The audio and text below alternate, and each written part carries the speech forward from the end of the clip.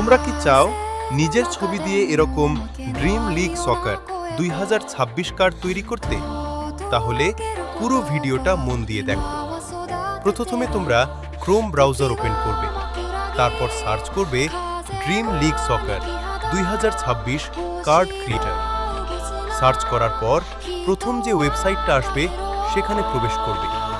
তারপর একটু নিচে স্ক্রল করলে দেখবে অনেক অপশন আছে।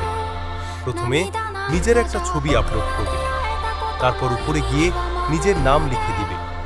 এখানে তোমার পজিশন, রেটিং সবকিছু তোমার ইচ্ছা মতো সেট করে নিতে পারবে। সবকিছু সেট হয়ে গেলে নিচে স্ক্রল করে ফটোটা সেভ করে নাও।